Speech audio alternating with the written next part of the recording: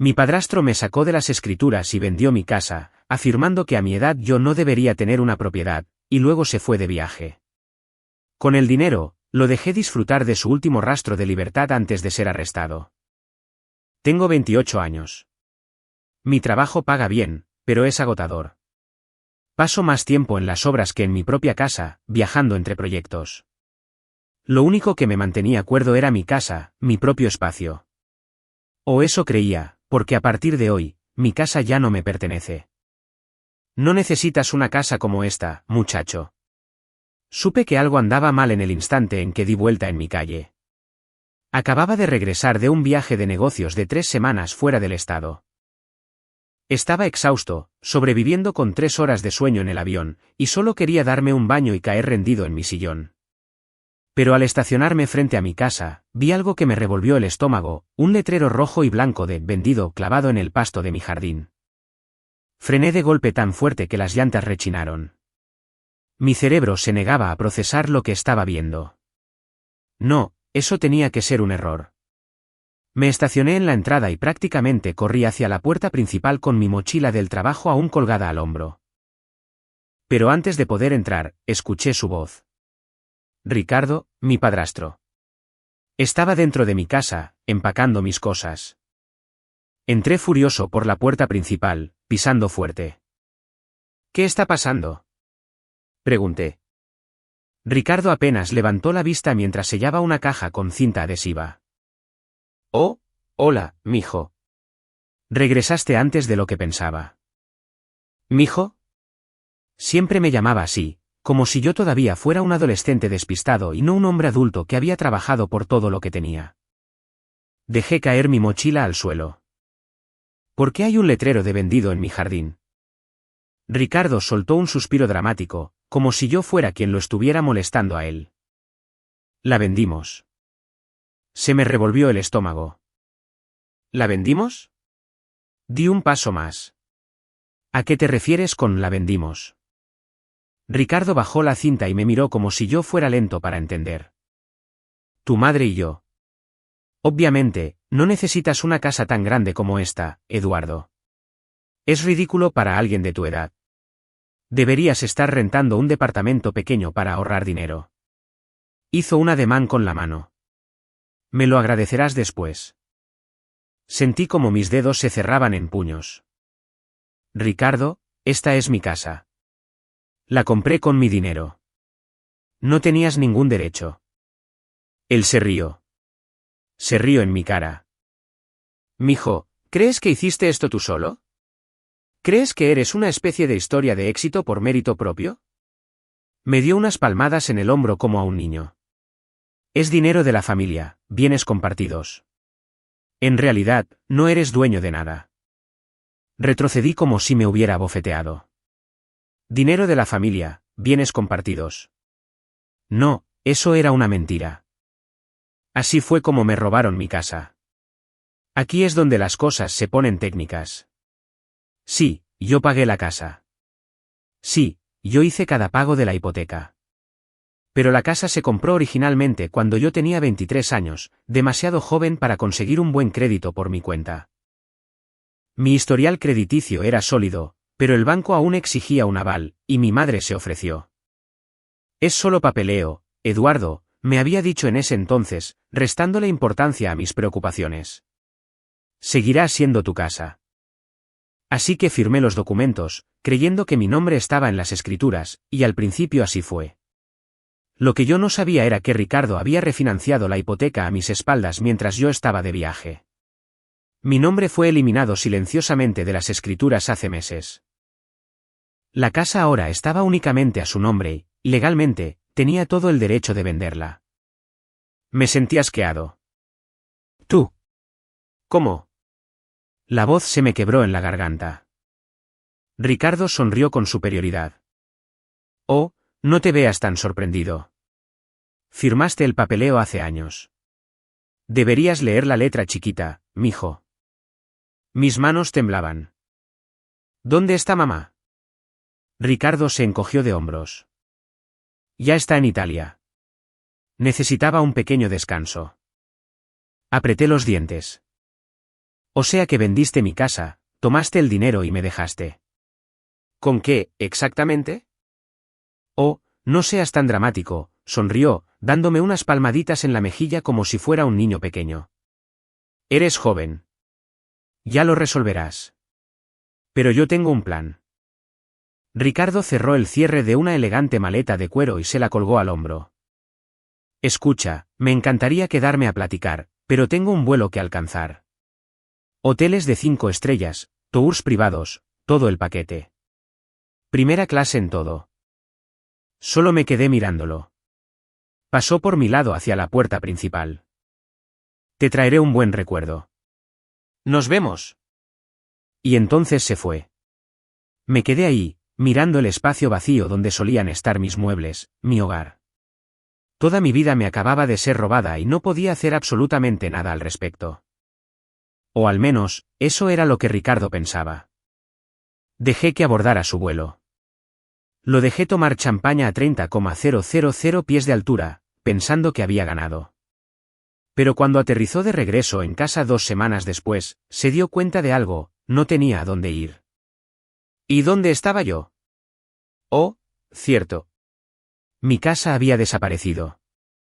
Mi padrastro estaba tomando champaña en primera clase, y yo estaba de pie entre las ruinas de mi antigua vida, tratando de contenerme para no abrirle un agujero a la pared de un puñetazo. Pero no iba a perder la cabeza. Iba a vengarme. Eduardo, tienes que ver el panorama completo. Lo primero que hice fue llamar a mi madre. Sin respuesta. Volví a llamar. Directo al buzón de voz. Para la tercera llamada, yo estaba temblando de rabia. No solo porque no contestaba, sino porque ella ya lo sabía. Lo había sabido durante semanas, tal vez incluso meses, y no me había advertido. Le envié un mensaje de texto. Mamá, llámame ahora. Aparecieron 3 puntos. Estaba escribiendo. Entonces apareció el mensaje. Eduardo, no quiero hablar de esto por teléfono. Hablaremos cuando regrese. Me quedé mirando la pantalla con la mandíbula apretada. ¿Quería esperar hasta después de haber vendido mi casa a mis espaldas? Volví a llamar. Esta vez, ella contestó. Eduardo, de verdad no aprecio el tono de tus mensajes, su voz sonaba tranquila y distante, como si yo fuera el que estaba exagerando. Apreté mi teléfono con tanta fuerza que me dolían los dedos. ¿No aprecias mi tono? Repetí, riendo con amargura. Mamá, ¿perdiste la cabeza? Vendieron mi casa. Ella suspiró como si yo me estuviera poniendo difícil. Eduardo, cariño, Ricardo y yo hablamos de esto y de verdad creemos que es lo mejor. Casi se me cae el teléfono. ¿Lo mejor? ¿Para quién? Para ti, insistió. Corazón, tienes que admitir que una casa así era demasiada responsabilidad para ti. Es cara, grande, mucha responsabilidad. Trabajas tanto que apenas tienes tiempo para disfrutarla. ¿Qué sentido tiene tirar dinero en un lugar que ni siquiera usas? No podía creer lo que estaba escuchando. Mamá, yo compré esa casa. Yo quería esa responsabilidad. Ella dijo. Eduardo, aún eres joven. No necesitas una casa enorme en esta etapa de tu vida. Ricardo y yo encontramos una opción mucho mejor para ti. Un pequeño y moderno departamento justo en la ciudad. Es de bajo mantenimiento, económico, mucho más adecuado. Me quedé sin palabras. ¿Un departamento? Me robaste mi casa y ahora intentas convencerme de conformarme con un departamento. Suspiró, como si yo fuera un niño berrinchudo. Cariño, tienes que ver el panorama completo. Ricardo de verdad te ayudó en esto. Te liberó de todo ese estrés. Y escucha, no nos quedamos con todo. Una parte del dinero se destinará a ayudarte a conseguir ese departamento. Ricardo se encargará de los detalles cuando regresemos. Se me revolvió el estómago. ¿Y el resto? Hubo una pausa. Luego dijo. Bueno, un poco se fue para nuestro viaje, pero vamos, Eduardo. Es dinero de la familia. Todos merecemos un poco de felicidad, ¿no crees? Sentí que iba a vomitar. Ella de verdad se creía esto. De verdad pensaba que me habían hecho un favor. Legalmente, tenía todo el derecho. Pasé las siguientes 2 horas revisando mis documentos, desesperado por encontrar alguna manera legal de pelear esto. Tenía que haber algo, algún vacío legal, algún documento que probara que la casa aún era mía. Pero cuando llegué a los papeles de refinanciamiento, mi estómago se hizo de piedra, porque ahí estaba, en blanco y negro. Meses atrás, mientras yo estaba trabajando fuera del estado, Ricardo había refinanciado la hipoteca únicamente a su nombre. Mi nombre había sido eliminado de las escrituras, convirtiéndolo en el único propietario. Lo había hecho tan silenciosamente, tan estratégicamente, que para cuando me di cuenta de lo que había pasado, ya era demasiado tarde.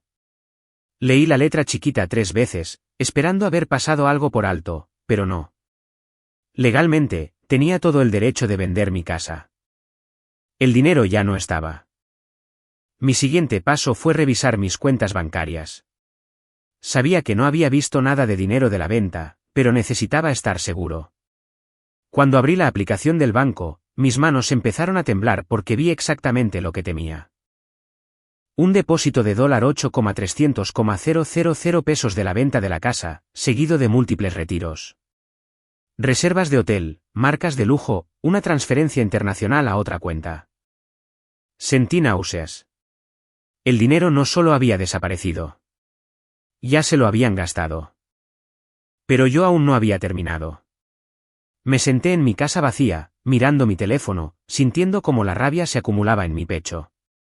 Ricardo pensaba que había ganado, pero no iba a dejar que se saliera con la suya. Respiré profundo, estabilicé mis manos y hice 2 llamadas. La primera fue a mi abogado. La segunda, a mi tío David. Verán, Ricardo había olvidado un pequeño detalle. La única razón por la que tuvo el crédito para refinanciar la casa fue gracias a mi madre. Y yo sabía algo que él no quería que ella supiera. Ricardo estaba a punto de perderlo todo. Que disfrutara su gira europea. Que tomara champaña y pensara que se había salido con la suya, porque cuando aterrizara de regreso en casa, no le quedaría ni un solo centavo a su nombre. E iba a descubrir exactamente qué se siente que te lo quiten todo. Llegó la hora de la diversión. Ricardo pensó que había logrado la estafa perfecta. Me quitó mi casa, se gastó el dinero y se fue a Europa, todo mientras se daba palmaditas en la espalda por ayudarme. Pero lo que no sabía era que había dejado los suficientes cabos sueltos para que yo destruyera toda su vida. Así que, mientras él bebía vino sobrevalorado en París, yo preparaba el escenario para su caída. Paso 1. Congelar todo. La primera llamada que hice fue a mi abogado, Sergio. Conozco a Sergio desde la universidad. No era ningún abogado corporativo famoso, pero era increíblemente astuto, y lo más importante, odiaba a los tipos como Ricardo. Después de explicarle todo, Sergio dejó escapar un silbido. Dios, Eduardo, de verdad te jodió. No me digas, murmuré, paseando por mi sala vacía. Dime que hay algo que pueda hacer. Bueno, legalmente, sí, él tenía el derecho de vender la casa. El estómago se me hundió, pero Sergio continuó, con la voz más seria. Pero si refinanció la hipoteca sin tu conocimiento, podríamos tener algo. Eso captó mi atención. ¿Cómo? Porque tu nombre estaba originalmente en las escrituras, explicó Sergio. Si Ricardo cometió fraude para sacarte, falsificó tu firma o ocultó documentos, entonces podemos clavarle una demanda. Apreté el puño. ¿Podemos probar eso? Eso es lo que voy a averiguar. Sergio me aseguró que sacaría todos los registros y vería si Ricardo había violado alguna ley en el proceso de refinanciamiento. Si lo había hecho, podría arrastrarlo a los tribunales, congelar sus cuentas y hacer de su vida una completa pesadilla. Pero esa no era mi única jugada. Paso 2. Quemar sus puentes. A continuación, llamé a mi tío David. El tío David es el hermano mayor de mi mamá. Odia a Ricardo. Vio a través de su falso encanto hace años, pero mi mamá ignoró sus advertencias y se casó con él de todos modos. En el momento en que le conté lo que pasó, David se volvió loco. ¿Ese manipulador? ¿Me estás bromeando? ¿Te robó tu casa? Oh, se pone mejor, dije. Usó el crédito de mi mamá para refinanciar. Estoy bastante seguro de que ella ni siquiera sabe en qué problema está metida. David soltó una maldición por lo bajo. ¿Qué necesitas de mí? David es dueño de un pequeño despacho contable, y por suerte para mí, Ricardo ha estado usando sus servicios durante años. Confiaba en mi tío para manejar sus impuestos, declaraciones de sus negocios, todo. Y ahora, David estaba más que feliz de escarbar en las finanzas de Ricardo. Si hay algo turbio en sus libros, lo encontraré, prometió David. Y si está evadiendo impuestos al SAT, va a tener problemas mucho más grandes que tú. Sonreí. Eso es exactamente lo que esperaba que dijeras. Paso 3. El golpe final. Durante las siguientes 2 semanas, mantuve un perfil bajo y esperé. Me quedé completamente en silencio. No llamé a mi madre ni le envié ningún mensaje a Ricardo. Dejé que pensaran que todo estaba bien. Mientras tanto, Sergio indagó en el papeleo de la hipoteca y David analizó meticulosamente las finanzas de Ricardo. Y entonces, justo 3 días antes de que Ricardo volara de regreso a casa, recibí 2 llamadas. La primera fue de Sergio. Bingo, dijo. Ricardo cometió fraude hipotecario. Aparentemente, Ricardo había falsificado mi firma en algunos documentos para forzar el refinanciamiento sin mi consentimiento. Eso significaba que toda la venta de la casa había sido ilegal, lo que a su vez significaba que podía demandarlo hasta dejarlo en la calle. Mándame todo, le dije a Sergio. Vamos a hundirlo. 1 hora después, llamó David. Esto te va a encantar, dijo casi riendo. Encontré ingresos no declarados en las declaraciones de impuestos de Ricardo. Me animé. ¿Qué tipo de ingresos? Digamos que le ha estado ocultando dinero al SAT durante años. Millones de pesos en efectivo bajo la mesa, todo sin declarar. Si hago un par de llamadas a la línea de denuncias, le va a caer una auditoría de las graves. Sentí como una sonrisa lenta y fría se dibujaba en mi rostro. Haz las llamadas, con mucho gusto. Ricardo me lo había quitado todo. Ahora, yo le iba a quitar todo a él. Ricardo regresa a casa y descubre que está jodido. El vuelo de Ricardo aterrizó a las 4:15 de la tarde de un domingo. A las 4:37 de la tarde, yo estaba sentado en mi coche al otro lado de la calle de su casa, esperando. No tuve que esperar mucho. Una camioneta Uber negra se detuvo y de ella bajó Ricardo, vestido con un abrigo de diseñador y viéndose tan engreído como siempre. Vi cómo arrastraba su maleta por la entrada, tarareando para sí mismo. Y entonces llegó a la puerta principal, ingresó el código de seguridad y no pasó nada. Ricardo frunció el ceño y lo intentó de nuevo. Nada. Entonces, la puerta se abrió de golpe y allí estaba mi madre, y no se veía nada feliz. Incluso desde el otro lado de la calle, podía escuchar sus voces. ¿Qué? Leticia, ¿por qué no funciona el código? Mi madre se cruzó de brazos. Tenemos que hablar. Ricardo intentó entrar, pero ella bloqueó la puerta. Aquí afuera no. Solo déjame entrar, Leticia. El banco congeló nuestras cuentas, dijo ella, con la voz temblando de repente. La expresión de él cambió al instante. ¿Qué? No sé qué pasó, lloró ella. Todo estaba bien. Y luego, esta mañana, intenté sacar dinero y me dijeron que la cuenta estaba bloqueada. El rostro de Ricardo palideció, muy pálido. Entonces, su teléfono sonó. Contestó, alejándose de mi madre, y ahí fue cuando lo vi. Todo su cuerpo se tensó. Empezó a gritarle al teléfono. Yo sabía exactamente con quién estaba hablando, porque el aviso de auditoría del SAT acababa de llegar a su bandeja de entrada. Su fraude fiscal acababa de ser expuesto. Su hipoteca ilegal acababa de ser detectada. Toda su vida financiera acababa de colapsar. Y no tenía idea de quién lo había hecho. Me alejé conduciendo, con una sonrisa en el rostro. Podría haberme quedado a observar. Podría haberme acercado a Ricardo, mirarlo fijamente a los ojos y decirle exactamente lo que había hecho. Pero no lo hice, porque la mejor venganza es dejar que se dé cuenta por sí solo de que había perdido. Yo perdí mi casa. Pero Ricardo. Él acababa de perderlo todo. Prepárense, porque aquí es donde se pone realmente bueno. La última vez, Ricardo regresó a casa solo para encontrar sus cuentas bancarias congeladas, su fraude fiscal expuesto y a su esposa prohibiéndole entrar a su propia casa. No tenía idea de lo que estaba pasando, solo que toda su vida financiera se estaba desmoronando a su alrededor. Pero eso era solo el principio, porque ahora era el momento de verlo ahogarse. ¿Quién hizo esto?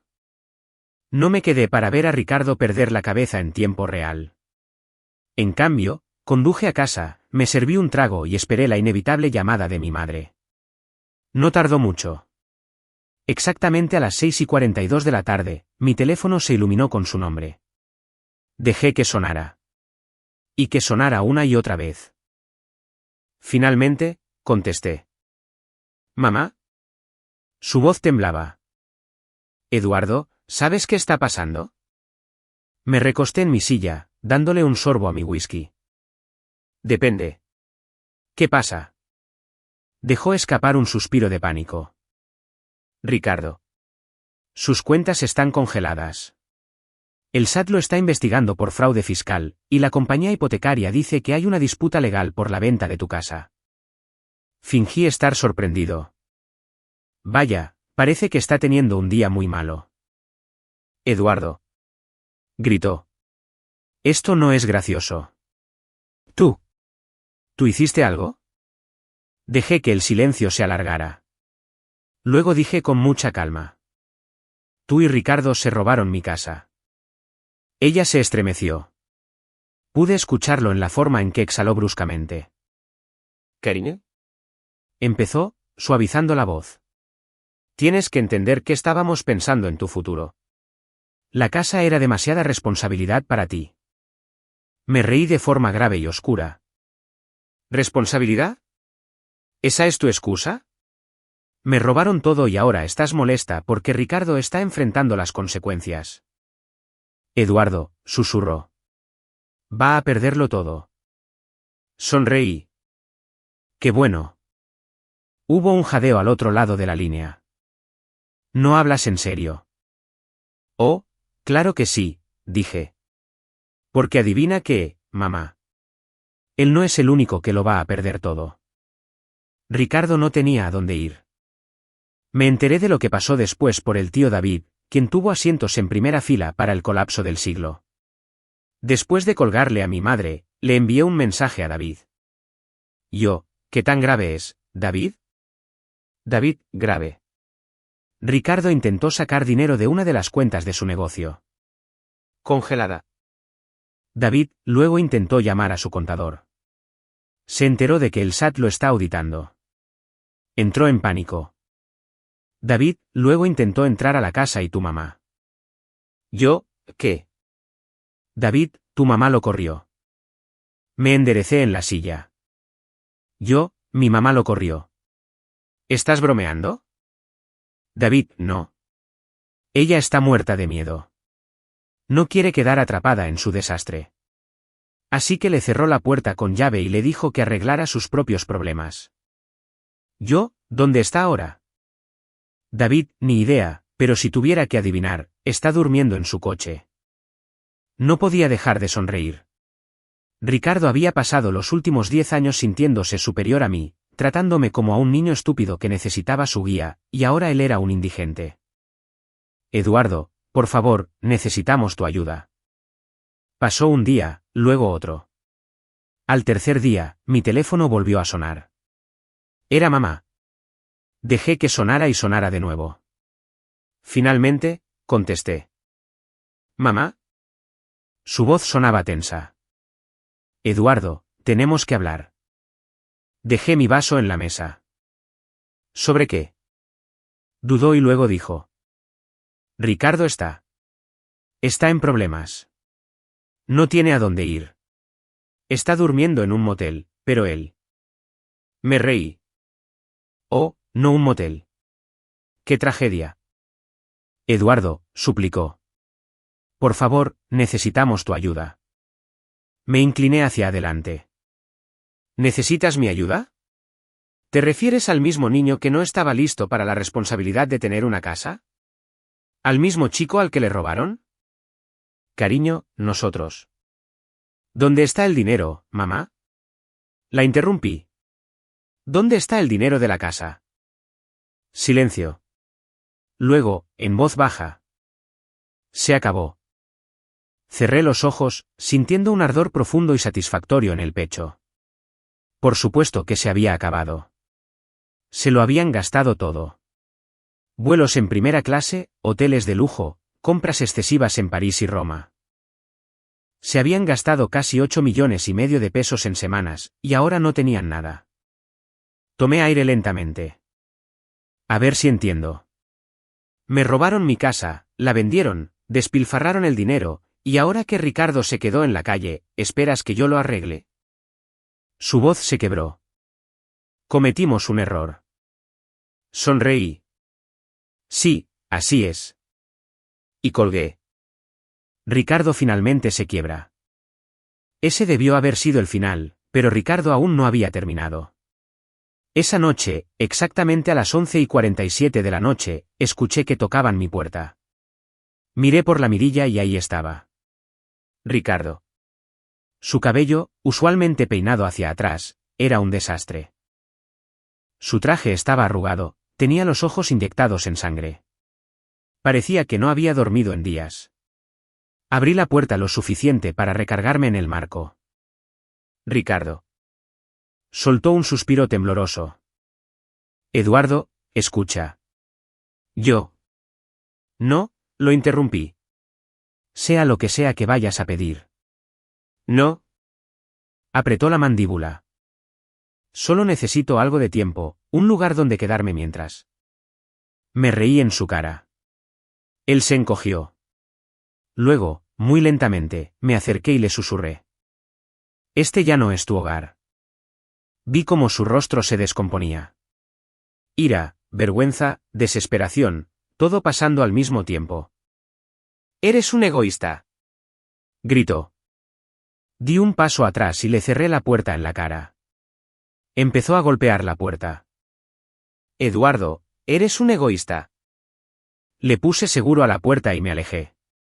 Sus gritos se fueron apagando mientras yo sacaba una cerveza, me sentaba en mi sillón y encendía la televisión.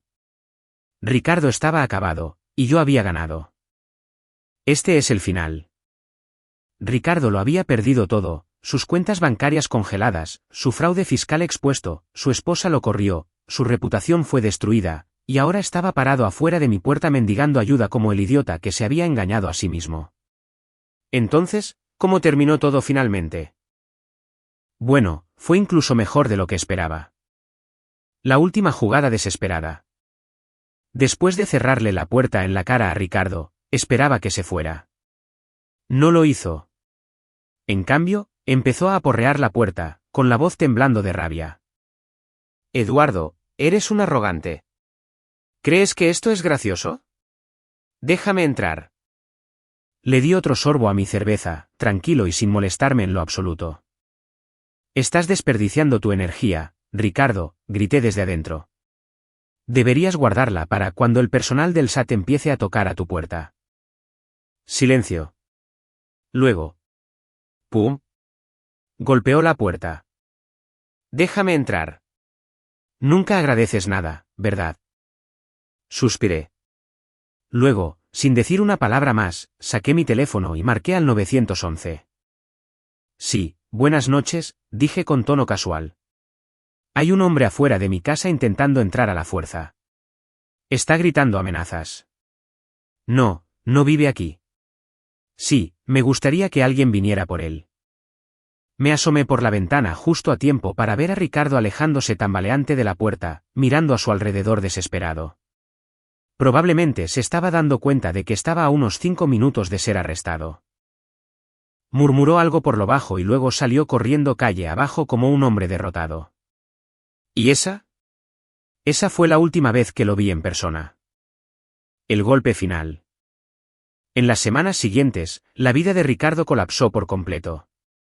La auditoría del SAT avanzó. No solo descubrieron años de evasión fiscal, sino que también encontraron cuentas no declaradas en el extranjero, lo que desencadenó una investigación federal a gran escala por parte de la FGR. El caso de fraude siguió adelante.